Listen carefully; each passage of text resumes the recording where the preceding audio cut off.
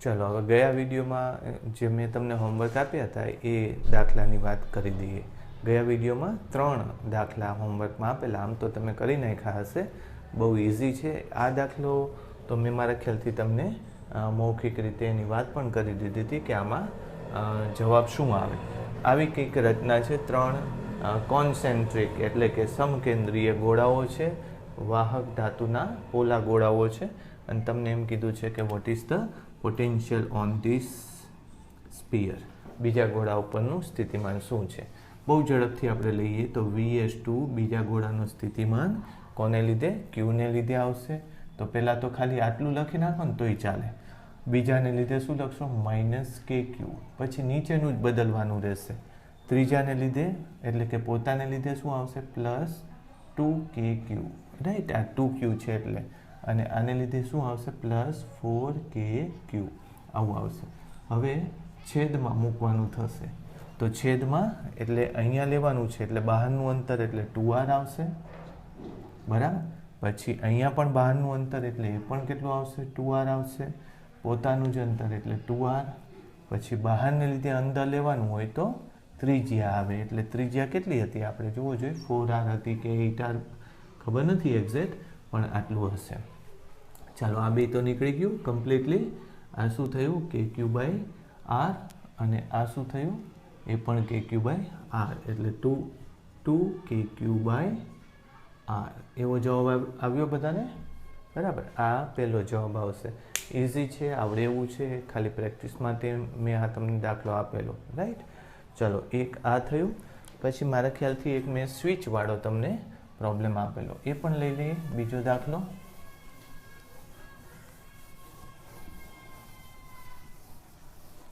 एक आवो दाखलो छे, जुओ। बे गोळाओ छे, आनी उपर 3Q वीजभार मूकवानुं कीधुं हतुं, आनी उपर 10Q कीधो हतो। आ छे त्रिज्या R अने आ त्रिज्या मैं तमने कीधी थी 3R कीधी थी, याद छे।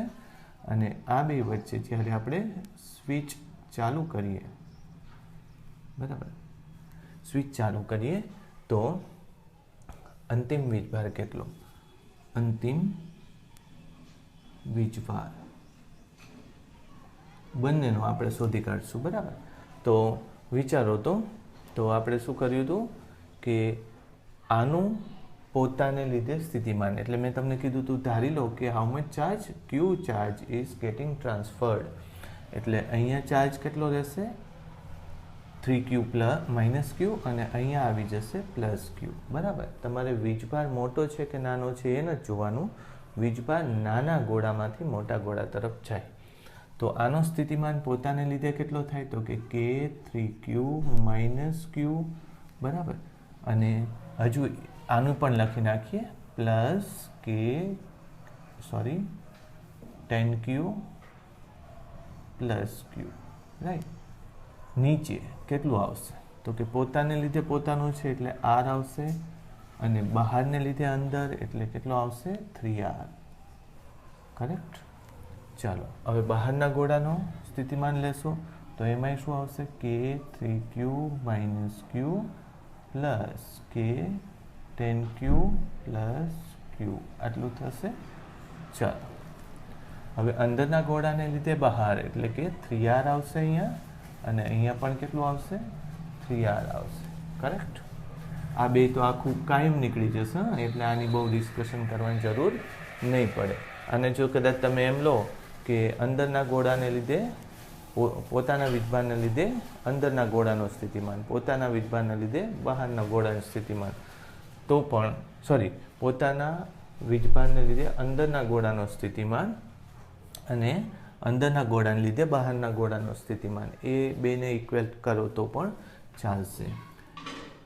K अने R केन्सल थई जशे। अहींया शुं आव्युं 3 × 3Q - Q is equal to 3Q - Q, एटले आ थशे 9Q - 3Q, एटले केटला थशे 9 - 3 एटले 6Q, अने आ थशे -Q अने आ पेली बाजू जतुं रहेशे एटले +3Q -Q एटले -2Q आवशे, +2Q आवशे, एटले Q is equal to 3Q आवशे। एटले केटलो वीजभार ट्रांसफर थई जशे 3Q જેટલો વીજભાર ટ્રાન્સફર થઈ જશે. ચાલો, એનો મતલબ શું થયો કે -3Q, એમાંથી 3Q વીજભાર ટ્રાન્સફર થઈ જાય એટલે અંદરનો વીજભાર કેટલો રહેશે? 0. અને બહારનો વીજભાર કેટલો થઈ જશે? 13Q જેટલો થઈ જશે. હવે આનો મતલબ શું થયો? તમે વાત સમજો. આ દાખલો મેં ગણાવ્યો, પહેલાં તમે જોયું હોય તો બહુ ઓછો ડિફરન્સ રાખ્યો હતો. ખ્યાલ છે તમને? મારા ખ્યાલથી આ R હતું અને પેલું કેટલું હતું? 2R હતું.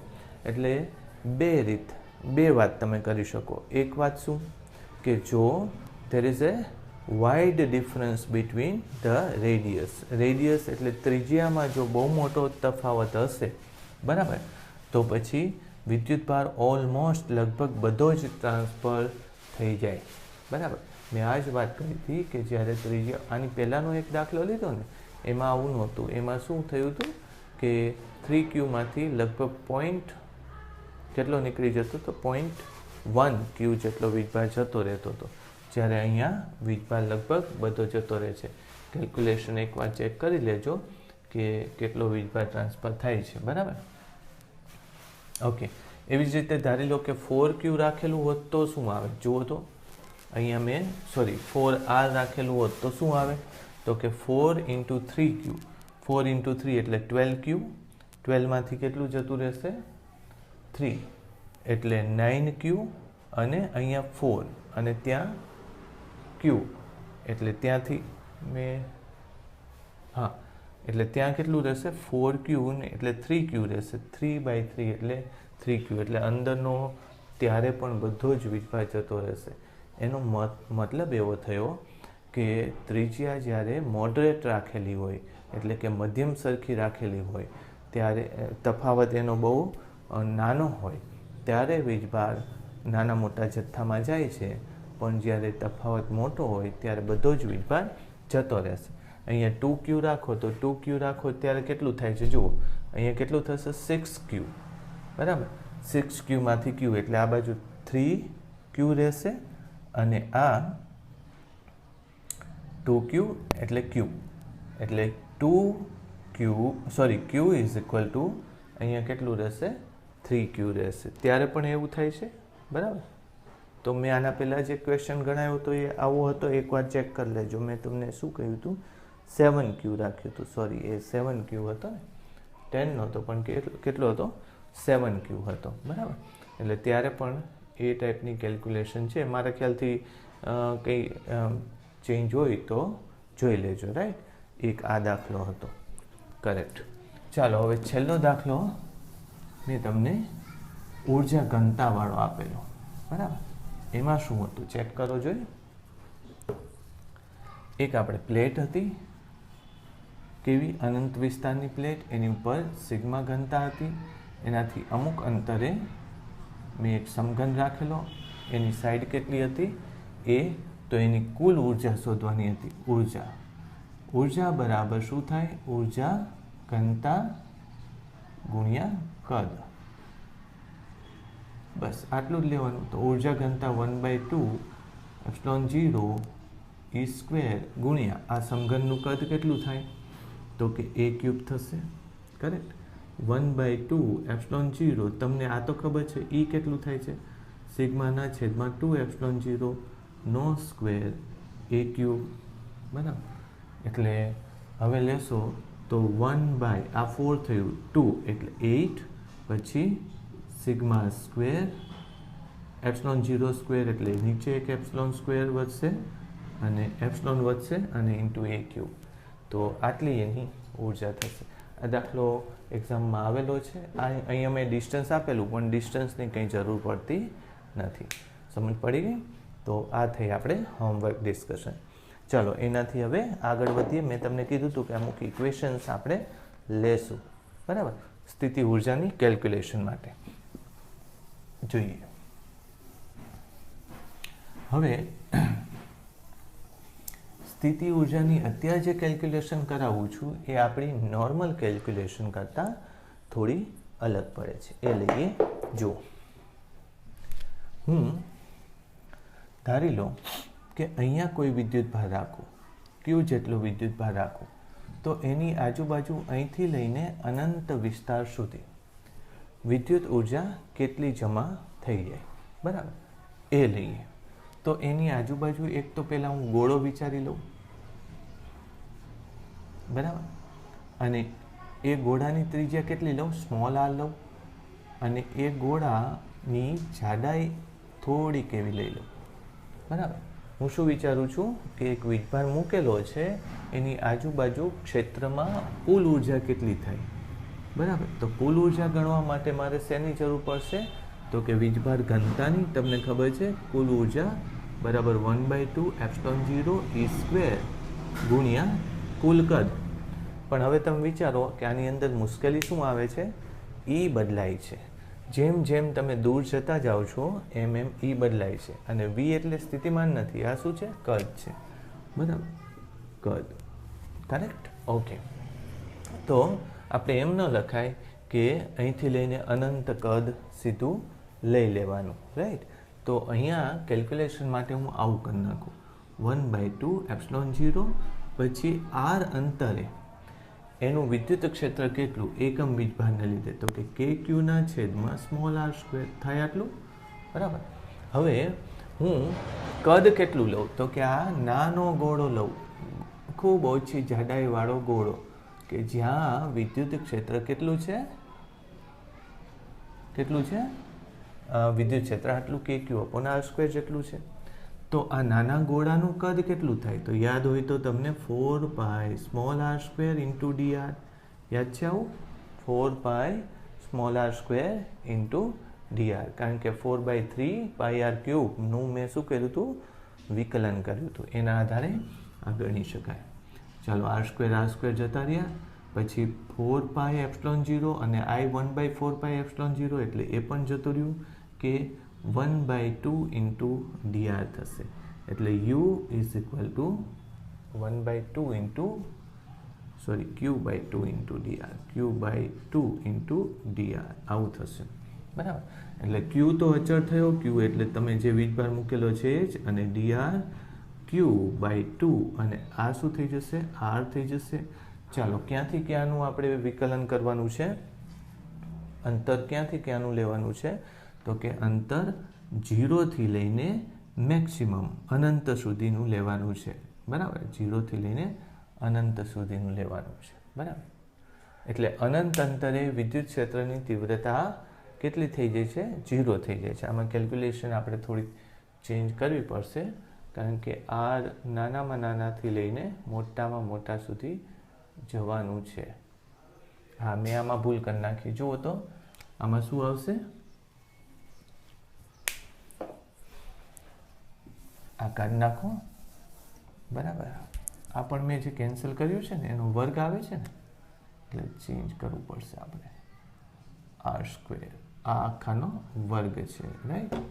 1/2 ε0, પછી આને શું લખશો, k² q² by r⁴ into 4π r² into dr. ચાલો મેં તમને કીધું હમણાં, શું કીધું, 4π ε0, એ એક કે સાથે કેન્સલ થઈ જશે, બરાબર. ચાલો r² એ અહીંયા r⁴ સાથે કેન્સલ થઈ જશે, એટલે q²/2 એવું આવ્યું, અને dr/r², કારણ કે પહેલામાં તો જવાબ કેટલો આવતો હતો, 0 આવતો હતો, KQ² આમાં, બરાબર. ચાલો, અને આને આપણે શું લખશું, થોડી વાર માટે નાના વિસ્તારમાં કર્યું છે એટલે du, એની જગ્યાએ અહીંયા શું લખશું, u is equal to KQ²/2. આનું સંકલન કરી નાખો તમે તો શું આવે, dr/r², એનું સંકલન શું આવશે, KQ²/2, ચાલો, -1/r આવું આવશે, 0 થી લઈને અનંત.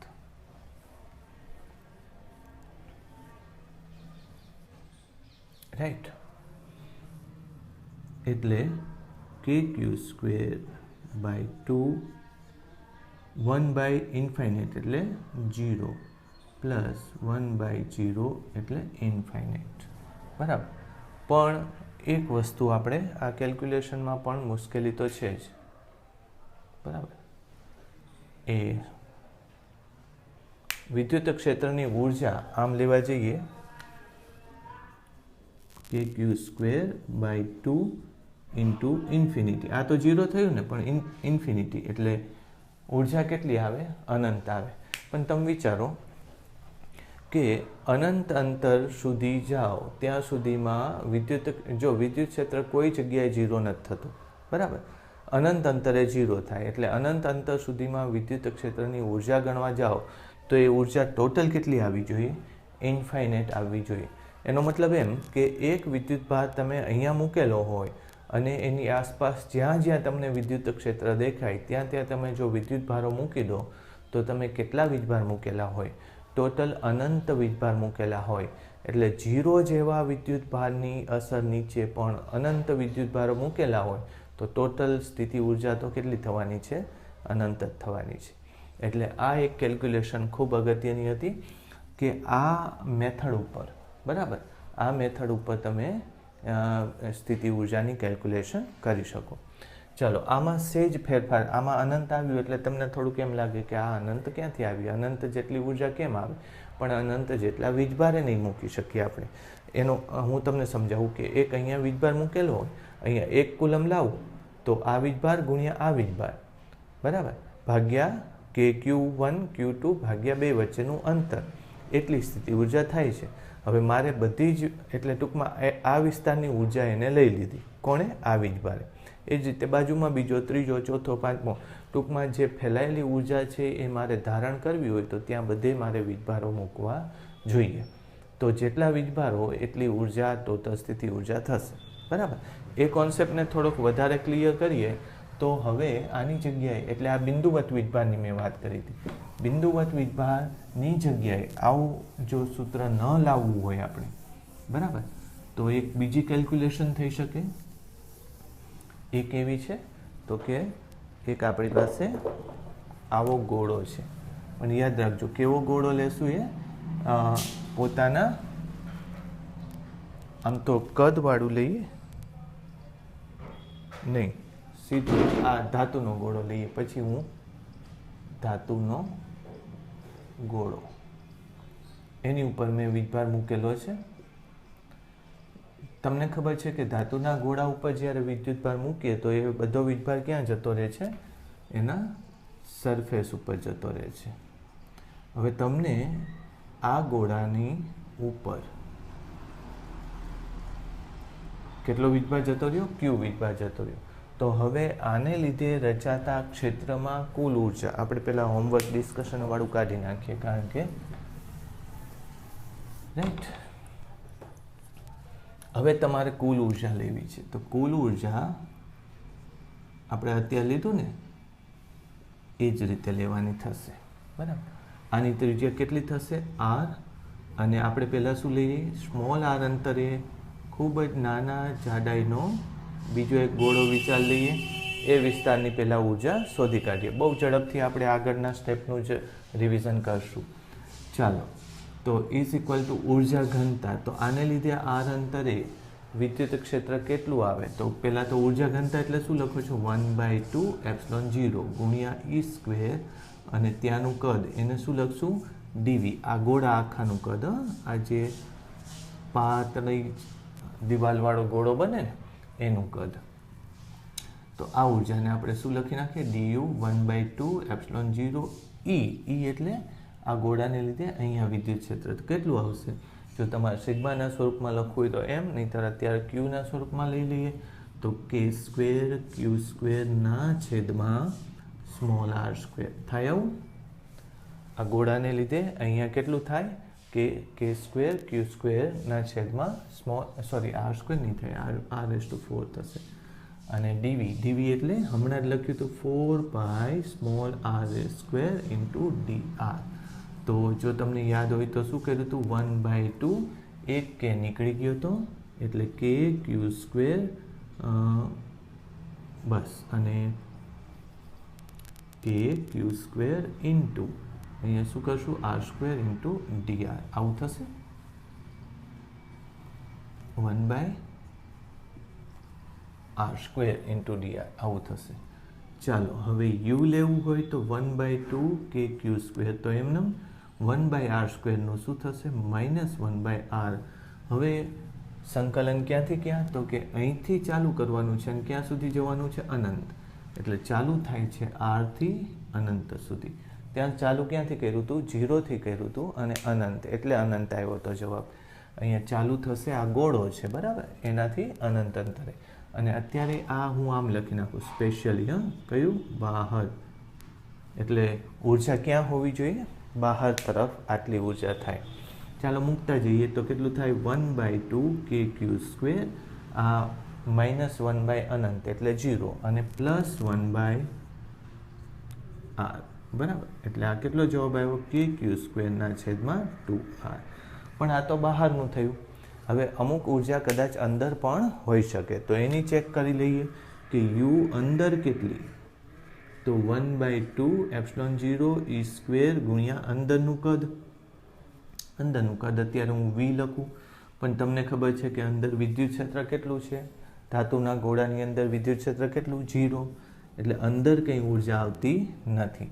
એટલે કુલ ઉર્જા જો લઈએ, કુલ ઇઝ ઇક્વલ ટુ kq² એટલે /2r બહાર પ્લસ અંદર 0, એટલે જવાબ આવ્યો. એટલે હવે એક તમે લખી નાખો, એક પોઈન્ટ લખી નાખો. શું લખશો? ધાતુના પોલા કે પછી ધાતુના નક્કર. મેં ધાતુનો ગોળો લખ્યો, આમાં શું લખશો? પોલો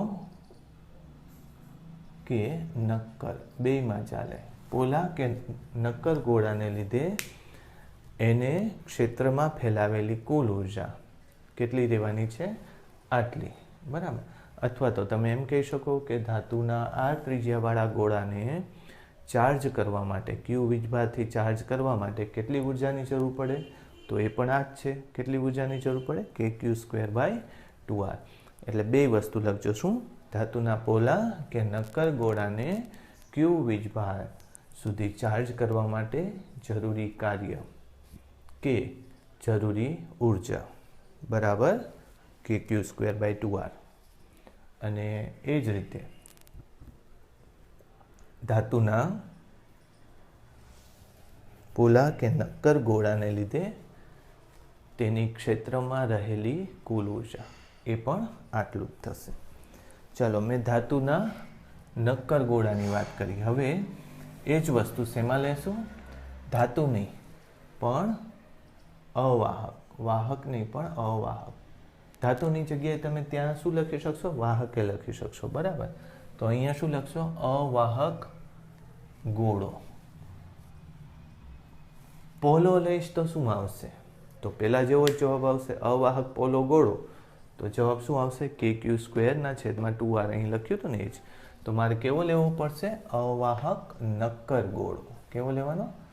અવાહક નક્કર ગોળો લઈશ તો એમાં શું થવાનું છે?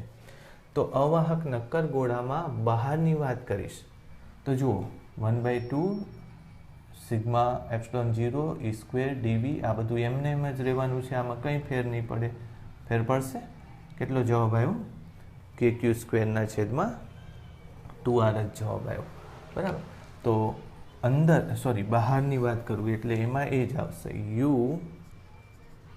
બહાર બરાબર kq²/2r. આટલો જવાબ આવ્યો. ચાલો હવે અંદરની વાત કરીએ બરાબર. સૂત્રમાં સેજ ફેર પડે છે. ક્યુના સ્વરૂપમાં યાદ છે સૂત્ર? ક્યુના સ્વરૂપમાં મેં શું સૂત્ર લીધું હતું?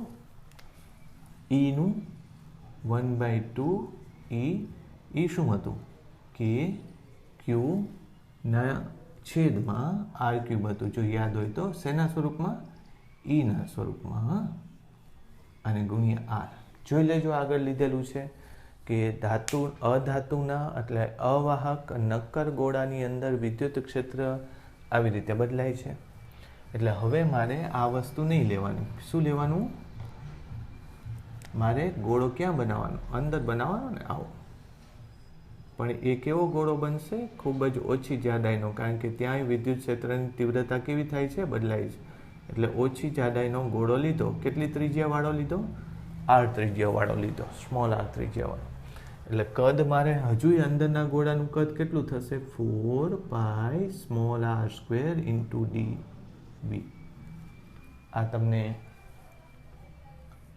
Into DR ડીવીની. જો આમાં બે વસ્તુ નવી આવી. ઈની જગ્યાએ મેં નવું સૂત્ર લઈ લીધું કે ક્યુના છેદમાં capital R cube into R અને આખાનો સ્ક્વેર. બરાબર. પછી ડીવી તો આપણે કેટલું લઈએ છીએ? ગોળો જ લેવાનો છે, પણ પાતળી દિવાલવાળો ગોળો લેવાનો છે ને એનું કદ લેવાનું. આખા ગોળાનું કદ નથી લેવાનું, પણ એ દિવાલવાળો ભાગ જેટલો બને છે એનું કદ, કારણ કે એમાં ઉર્જા લેવાની છે ને, તો એની ઉર્જા આટલી થશે. ચાલો હવે આમાં શું થઈ જશે? 1/2. તમને ખબર છે કે એપ્સિલોન 0 4 પાઈ એક કે સાથે નીકળી જશે એટલે 1 કે વધે છે, ઇન્ટુ બીજું શું થશે? ક્યુ સ્ક્વેર થશે, ઇન્ટુ આરની 6 ઘાત થશે, ઇન્ટુ આર સ્ક્વેર કેટલું થશે? આરની 4 ઘાત થશે ડીઆર. સમજ પડી ગઈ? ચલ કોણ છે? આર છે. ચલો 1/2 કે ક્યુ સ્ક્વેર આરની 6 ઘાત, અને હવે સંકલન લઈ લઉં તો આરની 4 ઘાતનું સંકલન શું થાય?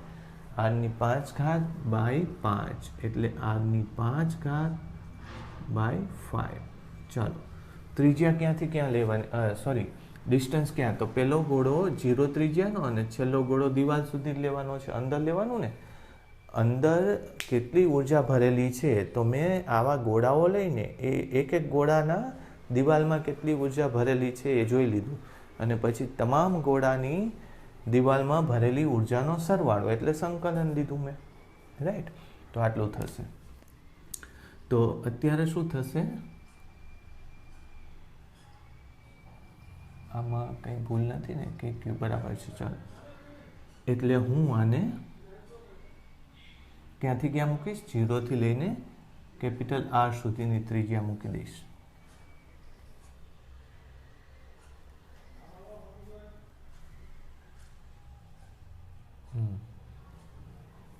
ઓકે, ચેક કરશું, વાંધો નહીં.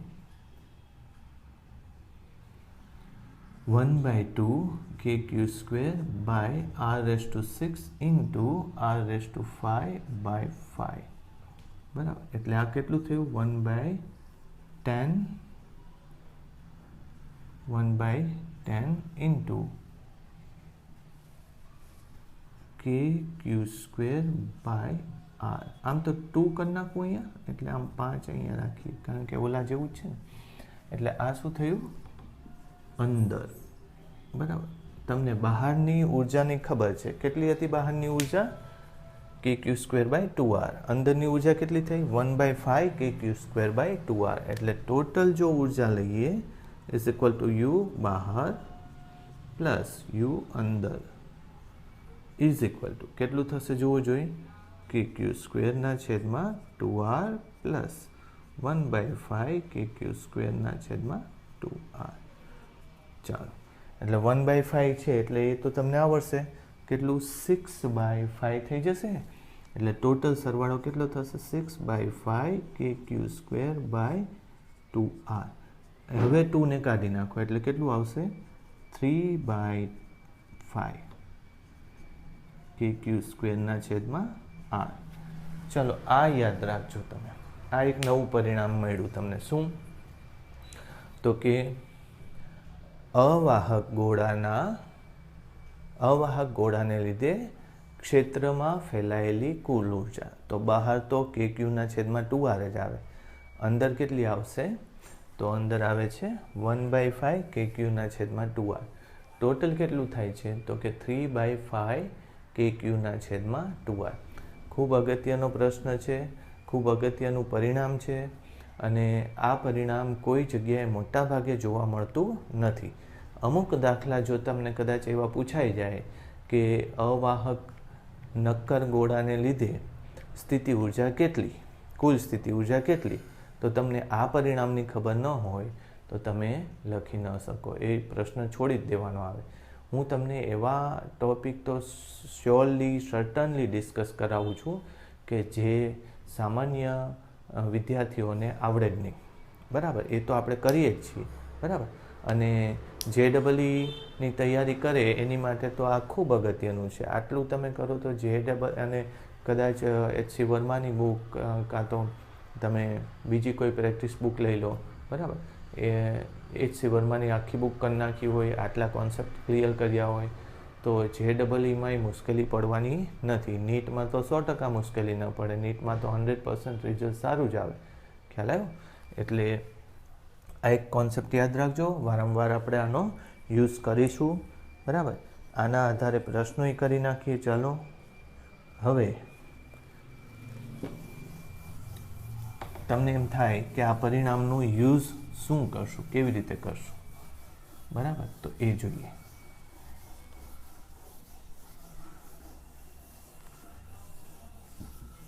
જો હું ખાલી 3 સિચ્યુએશન લઈશ એટલે તમને ખબર પડી જશે. Q1 વીજભાર છે, Q2 વીજભાર છે અને એ એકબીજાથી કેટલા અંતરે છે? R અંતરે છે. બંનેના તંત્રની સ્થિતિ ઉર્જા કેટલી? કોઈ એવું તમને પૂછે તો એ તો સીધું જ આવડે છે કે Q1 Q2 ભાગ્યા R છે. આમાં કોઈ મુશ્કેલી નથી. હવે હું ચેન્જ કરું છું. આવું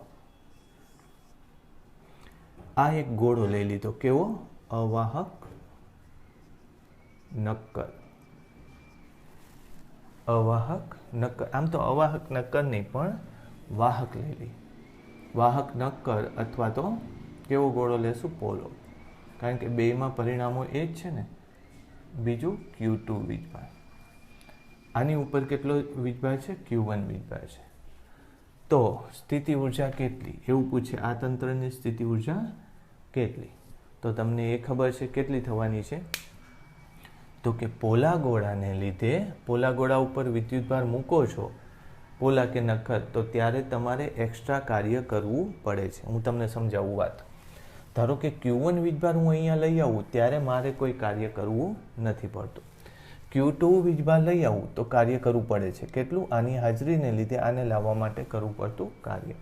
એટલે જુઓ, એ જ વસ્તુ આમાં બને છે. અહીંયા Q1 વીજભાર પડ્યો છે તો Q2 વીજભારને લાવવા માટે કાર્ય કેટલું કરવું પડશે? તો કે Q1 Q2 છેદમાં R જેટલું. આટલું તો કાર્ય કરવું જ પડશે તમારે Q2 વીજભારને. ઉપરાંત Q1 વિદ્યુતભાર આની ઉપર સ્થાપિત કરવા માટે કાર્ય કરવું પડ્યું છે, જે આમાં નહોતું આવતું. કારણ કે એ સ્થાપિત એ બિંદુવત જ હતો એટલે સીધો જ મૂકી દીધો. એટલે એમાં કંઈ કાર્ય કરવું નહોતું પડ્યું. તો આમાં કાર્ય કરવું પડશે. એટલે કેટલું આવશે? કે યાદ છે? Q² છેદમાં 2R. ક્લિયર? કેટલું કાર્ય કરવું પડશે? કે Q² છેદમાં 2R. એટલે આને આપણે R કહી દઈશું. તો આમાં કુલ ઉર્જા આટલી આવશે. હવે તમને ખબર પડી જશે બીજો કેસ હું શું લઈશ? Q1 વીજભાર, પછી R અને Q2 વીજભાર, એની ત્રિજ્યાને આને R1 લો, આની ત્રિજ્યા R2, બંનેના કેન્દ્રો વચ્ચે અંતર R. ચાલો કયો જોઈએ મને સ્થિતિ ઉર્જા કેટલી? તો કે એકને બીજાની હાજરીમાં લાવવા માટે કાર્ય તો આટલું કરવું જ પડશે. આ હતું ને આખાને લાવવા માટે કાર્ય આટલું કરવું પડશે. પણ આ બનાવવા માટે કાર્ય થયું હતું. કેટલું થયું હતું? કે Q1² છેદમાં 2R1. અને આને અહીંયા લાવતા પહેલાં એને બનાવ્યો તમે, ગોળા ઉપર મૂક્યો. તો ગોળા ઉપર મૂકવા માટે કેટલું કાર્ય થયું હતું? કે Q1² છેદમાં 2R2. Q2² છેદમાં 2R2. હવે ડિફરન્સ સમજાયો તમને? બરાબર? સ્થિતિ ઉર્જા, તંત્રની સ્થિતિ ઉર્જા શોધવાની કીધી હોય તો ખાલી આટલી નથી આવતી. ત્રીજો વીજભાર મૂકીએ તોય તમને ખબર છે શું આવતું હતું? કે Q1 Q2 વાળું, પછી કે Q2 Q3 વાળું અને પછી કે Q1 Q3 વાળું. એમ કરતા હતા ને? પણ હવે આ થોડુંક નવું તમે શીખ્યા. શું શીખ્યા? તો કે ગોળો હોય તો એની પોતાને રચવા માટે સ્થિતિ ઉર્જા એક્સ્ટ્રા લખવી પડે. આ ગોળો તો આ સ્થિતિ ઉર્જા, આ ગોળો તો આ સ્થિતિ ઉર્જા. ઉપરાંત એકબીજાને નજીક લાવવા માટે આમ કરવું પડે. વાત સમજાણી? તો હવે તો બીજા ઓપ્શન્સ તમને ખબર જ છે. બીજા ઓપ્શન્સ હું શું આપવાનો છું? અહીંયા વાહકની જગ્યાએ શું કરી નાખીશ? અવાહક. અને પોલાની જગ્યાએ શું કરી નાખીશ? અવાહક. અને પોલાની જગ્યાએ કેવો કરી નાખીશ? નક્કર ગોળો. તો અહીંયા આવડશે તમને? શું આવશે અહીંયા? બોલો. કે Q² છેદમાં 2R નહીં આવે. શું આવશે એની જગ્યાએ? અવાહક ગોળો રચવા માટે 3/5 કે Q² છેદમાં R આવે છે. હમણાં કરાવ્યું મેં તમને. અને એ જ રીતે આ અવાહક ગોળાઓ બે હોય તો અહીંયા 3/5 આવશે. હવે તો ઓપ્શન્સ તમને આવડશે કે પોલો ગોળો છે અને બીજો નક્કર ગોળો છે. તોય આવડશે. પોલા માટે શું આવશે? KQ સ્ક્વેરના છેદમાં 2R અને નક્કર માટે 3/5 KQ સ્ક્વેરના છેદમાં R છે. તો હવે કેટલા બધા ઓપ્શન પોસિબલ છે. અહીંયા આરની જગ્યાએ અહીંયા R આપ્યું હોય, અહીંયા 2R આપી દીધું હોય તો એ થાય. એક 2R આપ્યું હોય અને બીજું 9R આપેલું હોય તો એ આવડે તમને સ્થિતિ ઉર્જા. ક્લિયર છે? એમ નહીં. અને હવે આમ પણ આપ્યું હોય, ધારો કે એક ત્રીજો ગોળો છે, એક નક્કર છે, બરાબર, પછી ત્રીજો પોલો છે, પછી બીજો નક્કર છે, એક ધાતુનો છે, બીજો ધાતુનો પોલો છે, અવાહક છે, ત્રિજ્યાઓમાં ફેરફાર. તો ક્લિયર થઈ જાય.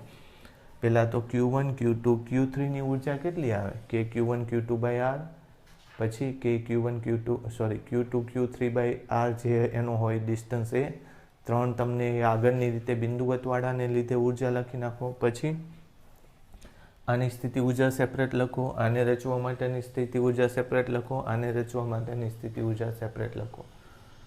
આ પરિણામો કે આના દાખલાઓ મોટા ભાગની બુકમાં જોવા નથી મળતા, બરાબર. કારણ કે આ એવી વસ્તુ છે કે એની માટે પહેલાં કોન્સેપ્ટ ડેવલપ કરવો પડે અને ત્યારબાદ તમને આવડે. સમજ પડી? તો હવે આવડશે તમને. અગત્યના પરિણામો કયા કયા? બિંદુવતને લીધે શું આવે, પછી એક ગોળો હોય બીજો બિંદુવત હોય તો શું આવે, બંને ગોળાઓ હોય તો શું આવે, એક કરતાં વધારે ગોળાઓ હોય તો શું આવે, એની અંદર એક કરતાં વધારે બિંદુવત મૂક્યા હોય તો સંભાવનાઓ અનંત કે અપાર છે. હું અત્યારે એક હોમવર્કમાં આપું છું પણ એ દાખલો હું કરાવીશ નહીં. શું કામ? કારણ કે તમને આવડવાનો જ છે, બરાબર. Q1 વીજભાર બિંદુવત, પછી અવાહક નક્કર R ત્રિજ્યા, 2R ત્રિજ્યા, વાહક નક્કર અને અવાહક નક્કર 4R ત્રિજ્યા. અહીંયા Q વીજભાર છે, અહીંયા 2Q વીજભાર છે, અહીંયા પણ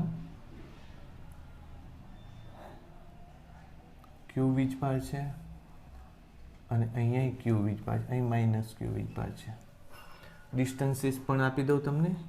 આ ડિસ્ટન્સ R છે, આ ડિસ્ટન્સ R છે, આ ડિસ્ટન્સ R છે, આ ડિસ્ટન્સ 2R છે, આ ડિસ્ટન્સ 2R છે. ચાલો, આ હોમવર્કમાં તંત્રની સ્થિતિ ઉર્જા.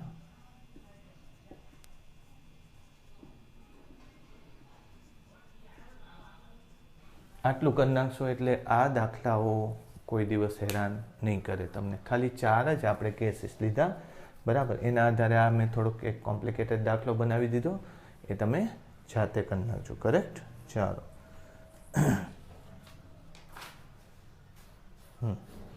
અને એક હવે છેલ્લું લઈ લઈએ અને આના પછી આપણે કેપેસિટરનો ડિસ્કશન ચાલુ કરશું. એ સમજવા માટે એક પરિણામ પહેલાં લઈ લઈએ.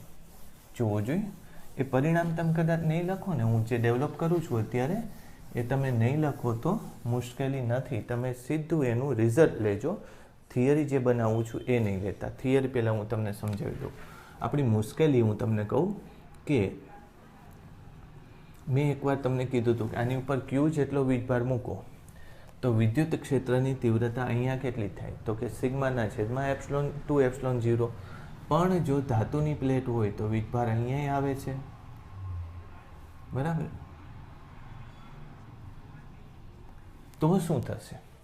તો કે ત્યારે સિગ્માના છેદમાં એપ્સિલોન 0 જ આવશે, બરાબર. પણ વિદ્યુત ક્ષેત્ર પહેલા અને બીજા કેસમાં સરખું જ રહેશે. પણ બદલાઈ ગયું સૂત્ર. કોણ બદલાઈ ગયું? સિગ્માના છેદમાં 2 એપ્સિલોન 0 હતું ને હવે શું થઈ જાય? સિગ્માના છેદમાં એપ્સિલોન 0. મેં કીધું વિદ્યુત ક્ષેત્ર તો હજુ એવું રહેશે. તમે એમ કહો કે સર તમે સૂત્ર જ જુદા જુદા બોલો છો તો એ વિદ્યુત ક્ષેત્ર કેમ એટલું ને એટલું રહે? તો એનું કારણ એવું છે કે Q વીજભાર પહેલાં અહીંયા એક જ સપાટી બનાવતો હતો ત્યારે વધારે ઘનતા આપતું હતું, અને જ્યારે બે સપાટી બને, આ ધાતુ હોય, ધાતુની તકતી હોય તો બે સપાટી બને, બે સપાટીમાં એ જ વીજભાર વહેંચાઈ જાય એટલે ઘનતા કેટલી થઈ જાય? અડધી થઈ જાય. એટલે બીજા કેસમાં ઘનતા અડધી થઈ જાય છે, પહેલા કેસમાં ઘનતા જે છે એટલી જ રહે છે. સૂત્ર બેમાં બદલાઈ જાય છે. તમે જુઓ, પહેલામાં સૂત્ર શું હતું? સિગ્માના છેદમાં 2ε0. બીજાના કેસમાં શું હતું? સિગ્માના છેદમાં ε0. પણ અહીંયા ઘનતા એટલી ને એટલી રહે છે, એટલે આવું થાય છે. અહીંયા ઘનતા અડધી થઈ જાય છે, એટલે એવું ને એવું જ થયું. બરાબર. અને સિગ્મા ડેશ લેશો, ઘનતા બદલાઈ ગઈ. સમજ પડી ને? આ મારે સમજાવવાનું નથી, કારણ કે આ વસ્તુ મેં પહેલાં તમને એકવાર ચર્ચા કરેલી છે. ઓકે, હવે વાત એ નથી, વાત બીજી છે. વાત શું છે એ સમજીએ આપણે. ધારી લો કે હું એક કેપેસિટર રચું. કેપેસિટરની તો ચર્ચા આપણે ડિટેલમાં કરવાની જ છે, Q1 અને Q2. તો સવાલ એ થાય કે આ કેપેસિટરમાં વિદ્યુતભાર કયો લેવાનો? કેપેસિટરની બે પ્લેટ વચ્ચે વિદ્યુતભાર કેટલો હોય છે? તો આપણે તો એમ લખીએ છીએ કે સમાન પણ વિરોધી હોય છે. તો મારે લખવો શું વિદ્યુતભાર? આમાં તો સમાન વિદ્યુતભાર નથી, વિરોધી સંજ્ઞા નથી. તો વિદ્યુતભાર શું લખવાનું? તો યાદ રાખજો કે અહીંયા Q1 વિદ્યુતભાર આવે, અહીંયા Q2 આવે, અહીંયા Q3 આવે, અહીંયા Q4 આવે. પહેલાં સમજી લઈએ કે કેવી રીતે આ વિદ્યુતભારોનું ડિસ્ટ્રીબ્યુશન થાય. પ્લેટો ઉપર વિદ્યુતભારોનું ડિસ્ટ્રીબ્યુશન કેવી રીતે થાય? તો પહેલાં તો હું લખી નાખું કે Q1 બરાબર Q1 Q2 અને Q2 બરાબર કેપિટલ Q2 બરાબર Q3 પ્લસ Q4. બરાબર, આવી રીતે થશે. હવે તમને ખબર છે કે કેપેસિટરની બહાર વિદ્યુત ક્ષેત્રની તીવ્રતા કેવી થાય છે? કેપેસિટરની બહાર વિદ્યુત ક્ષેત્રની તીવ્રતા કેવી થતી હોય છે? તો ખબર છે કે એ 0 છે. બરાબર, એટલે એનો મતલબ એમ કે આ Q1 જે વીજભાર છે, આમાં સૂત્રની તરીકે પણ લઈ લઈએ આપણે, વાંધો નહીં. તો આને લીધે અહીંયા વિદ્યુત ક્ષેત્રની તીવ્રતા કેટલી થાય? સિગ્માના છેદમાં 2ε0, એક સપાટીને લીધે. પણ સિગ્માની જગ્યાએ હું આમ તો સિગ્મા 1 લખીએ, કંઈ વાંધો. આને હું ફેરવી નાખું પહેલાં એકવાર. સિગ્માની જગ્યાએ શું લખાય? ટોટલ વીજભાર ભાગ્યા ક્ષેત્રફળ, એટલે કુલ વીજભાર ભાગ્યા ક્ષેત્રફળ. હવે હું Qના સ્વરૂપમાં લખીશ. આ તો ખાલી સૂત્ર છે. ચાલો, હવે Q1ને લીધે અહીંયા વિદ્યુત ક્ષેત્રની તીવ્રતા કેટલી થશે? તો Q1 વીજભાર બાય 2ε0, અને ક્ષેત્રફળ તો એનું એ જ છે, આ પ્લેટનું આટલું થશે. એ વિદ્યુત ક્ષેત્રની તીવ્રતા શેના બરાબર થાય? તો મેં તમને કીધું ને, અહીંયા ટોટલ વિદ્યુત ક્ષેત્રની તીવ્રતા કેવી થવાની? બહાર કેપેસિટર જ્યારે રચો ત્યારે બહાર વિદ્યુત ક્ષેત્રની તીવ્રતા કેવી આવવાની છે? 0 આવવાની. એ તમને 100% ખ્યાલ છે. આ તમને જો ન ખ્યાલ હોય તો આપણી ટેક્સ્ટ બુકમાં આપેલું છે, મેં પણ વિડીયોમાં સમજાવેલું છે. રાઈટ. ચાલો, આને લીધે અહીંયા કેટલી આવશે? તો કે Q2ના છેદમાં 2ε0a. 3ને લીધે અહીંયા કેટલી આવશે? તો કે Q3ના છેદમાં 2ε0a. 4ને લીધે કેટલી આવશે? Q4ના છેદમાં 2ε0a. તો આ તો નીકળી જશે બધી જગ્યાએ. તો Q1 બરાબર Q2 plus Q3 plus Q4. આવું સૂત્ર આવ્યું. આને આપણે 1 કહેશું, અને આપણે 2 સૂત્ર કહેશું, અને આપણે 3 સૂત્ર કહેશું. ચાલો, હવે આ બાજુ જો લઈએ તો Q4ને લીધે જે આવે એ આ બધાના લીધે આવવાના, એ બધાને લીધે જે વિદ્યુત ક્ષેત્ર આવે એના વિદ્યુત ક્ષેત્ર બરાબર થવું જોઈએ. બરાબર, ભલે પ્લસ માઇનસ એ તો જોયું જ હશે. બરાબર, તો હું સીધું જ લખું ને તો જો અહીંયા Q1 આ બધાના બરાબર થાય, તો અહીંયા શું થશે? Q4 બાકી બધાના બરાબર થશે. Q1 Q2 Q3 થાય આવું. આને આપણે 4 કરી નાખીએ. હવે બસ, આપણી પાસે કેટલા સૂત્રો છે? 4 સૂત્રો છે. તો આપણે રિલેશન મેળવવાનો છે Q1 Q2 Q3 અને Q4. Small Q1 Q2 Q3 Q4ને શેના સ્વરૂપમાં લાવવાનું છે? Q1 અને Q2ના સ્વરૂપમાં લાવવાનું છે. ઓકે, કેવી રીતે થશે જોવું જોઈએ. હું ખાલી આ બેને બાદ કરી નાખું તો કોમન શું છે? જુઓ, આ બેને બાદ કરું તો આ એક કોમન છે, એ નીકળી જશે. આ કોમન છે, એ નીકળી જશે. એટલે બાદ કરો તો 3 - 4, એવું કરતાં શું જવાબ આવશે? તો કે Q1 - Q4 બરાબર Q4 માઇનસ એવું થશે ને, Q4 માઇનસ Q1, કરેક્ટ. ચાલો તો Q1 2Q1 બરાબર 2Q4, એટલે એક તો ખબર પડી ગઈ, Q1 અને Q4 કેવું આવે, 1 અને 4 કેવું આવશે, સમાન આવશે. એક ખબર પડી ગઈ, બરાબર. ચાલો બીજી એક વાત કરીએ. જો એ બેનો સરવાળો કરી નાખું, 3 + 4 કરી નાખું તો શું આવે જુઓ તો Q1 + Q4 is equal to Q1 + Q4 + 2Q1 Q3 થાય આવું, સોરી Q2 Q3, કરેક્ટ. તો આ નીકળી જશે, સરવાળો કરશો તો 2Q2 + 2Q3 is equal to 0. Therefore Q2 is equal to -Q3.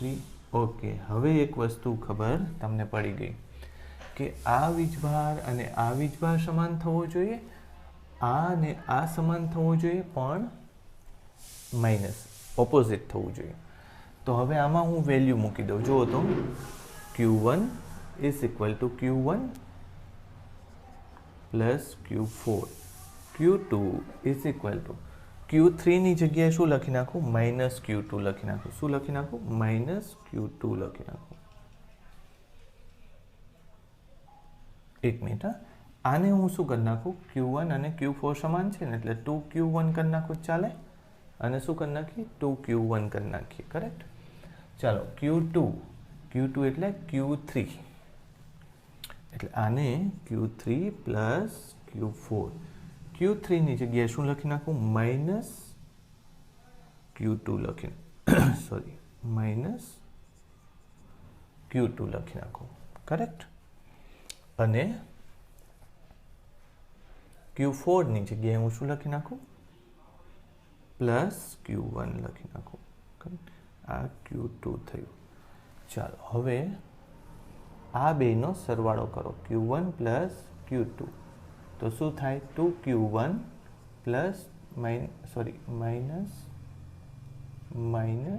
-Q2 + Q1. મેં કંઈક ભૂલ કરી, બાદ બાકી કરીએ તો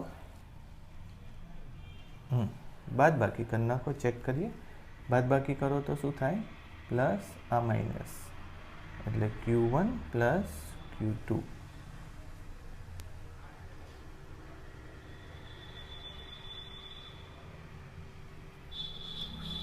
એક જ મિનિટ જવા દો. આવું અલગ અલગ લખવા કરતા બેનો સરવાળો જ કરી નાખીશ. એનો Q1 + Q2 નો સરવાળો, એટલે શું આવે, Q1 + Q2 + Q3 + Q4 એવું આવે ને. ચલો Q2 અને Q3 એકબીજાને કેન્સલ કરી નાખશે. Q2 = -Q3, એટલે આ એકબીજાને કેન્સલ કરી નાખશે. આ બે સેમ છે, એટલે આ શું થશે, 2Q1. Therefore Q1 = Q1 + Q2/2. એક આ પરિણામ મળ્યું, આ ત્રીજું પરિણામ, કરેક્ટ. ચાલો, અને જો હું આને બાદ કરી નાખું તો શું થશે, Q1 - Q2 = Q1 + Q2 - Q3 - Q4. તમને ખબર છે કે Q2 અને Q3 એકબીજાના પ્લસ માઇનસ છે, એટલે જોજો તમે. Q1 = Q4, એટલે આ નીકળી ગયું. Q2 ની જગ્યાએ શું લખું, -Q3 લખું.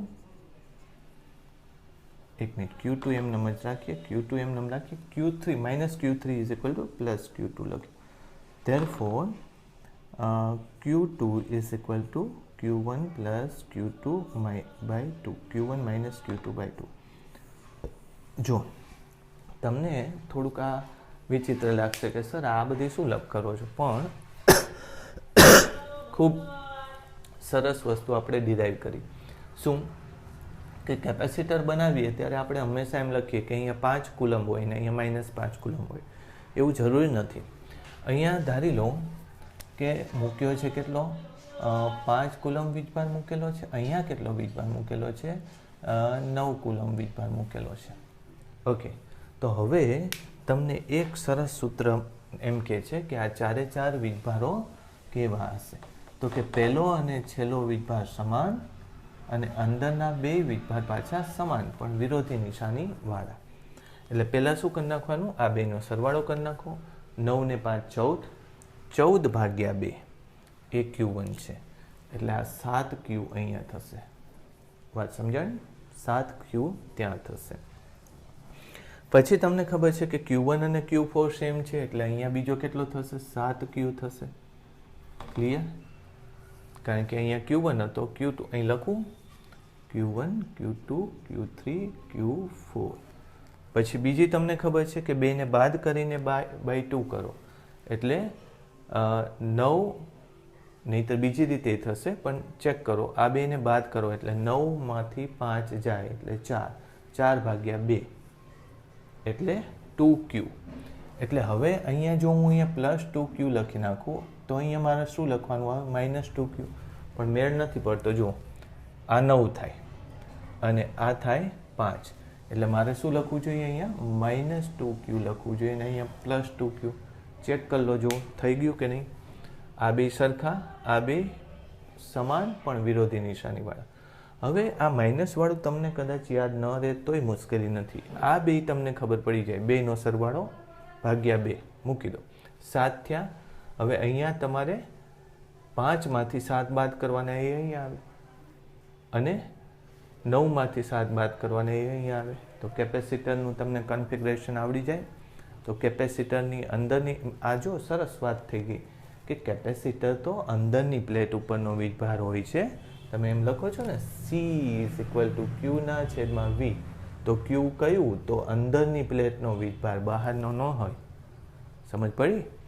એટલે યાદ રાખજો કે કેપેસિટરની અંદરની પ્લેટનો વીજભાર એ કેપેસિટર, લખી નાખો એક પોઈન્ટ કે કેપેસિટરની અંદરની પ્લેટનો વીજભાર એ કેપેસિટરનો કુલ વીજભાર ગણવામાં આવે છે. એક હું આમ તો આપણે એક હું ગણાવી દઉં અને બીજું હોમવર્કમાં આપી દઉં.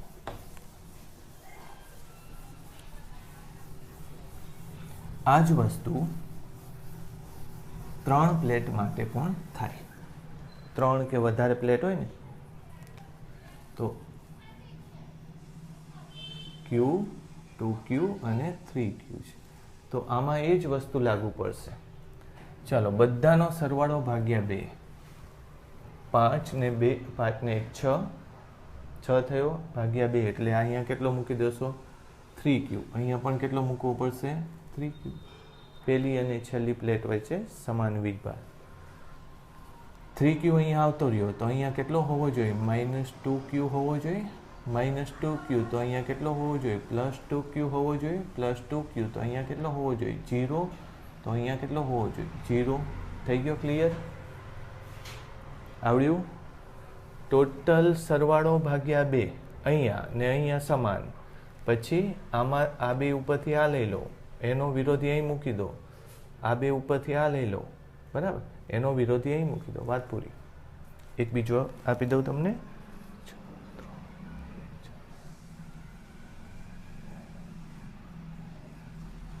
6Q -3Q 2Q 4Q અને -Q. ચાલો, આ તમારા હોમવર્કમાં કરવાનું છે. શોધ ચાર્જ ડિસ્ટ્રીબ્યુશન. અહીંયા કેટલો ચાર્જ આવે બધે, બરાબર? આ તમારું હોમવર્ક. કરેક્ટ? ઓકે, આટલું રાખીએ આજે. Thank you. આવતી વખતે